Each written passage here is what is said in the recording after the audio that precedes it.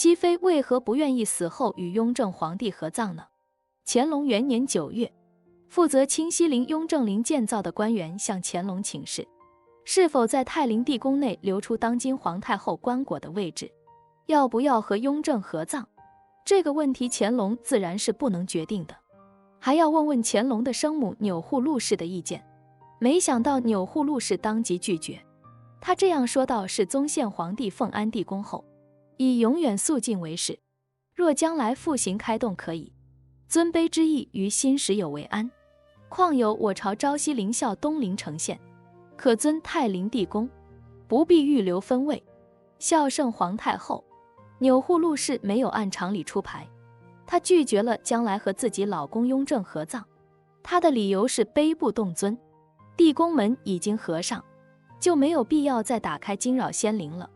太后打算仿照孝庄太后单独见你，与前朝皇帝合葬，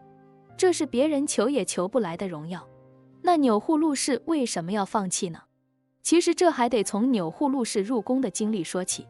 钮祜禄氏原本出身名门，可是到了他父亲这一代，家道中落，只混了一个四品官，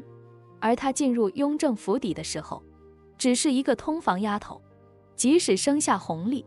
以后10几年，他的身份也没有什么改变，他的身份在雍正府里是最低的。另外，雍正忙于夺嫡，对儿女私情本没有多少眷恋，更何况是这通房丫头，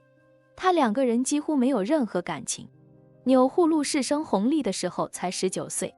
直到康熙61年初，康熙帝召见12岁的弘历时，他正好30岁。这12年来，钮祜禄氏没有入住过雍亲王府，而是住在热河行宫外的一处叫做狮子园的地方，并且这12年钮祜禄氏也没有再生育，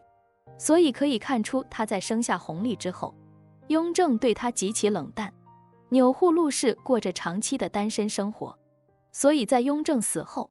钮祜禄氏终于开了口，他拒绝和雍正合葬。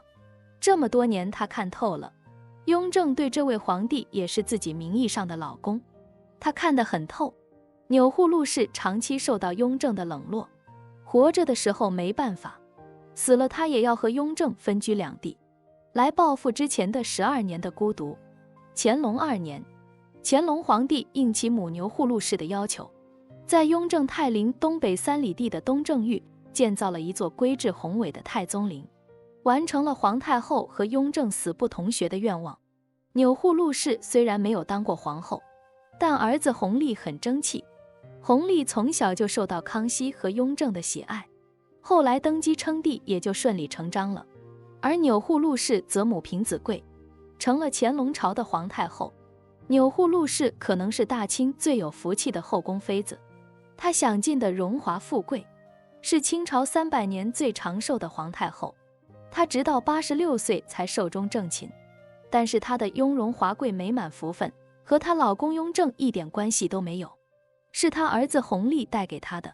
欢迎关注我的频道，这样就不会错过更多精彩内容。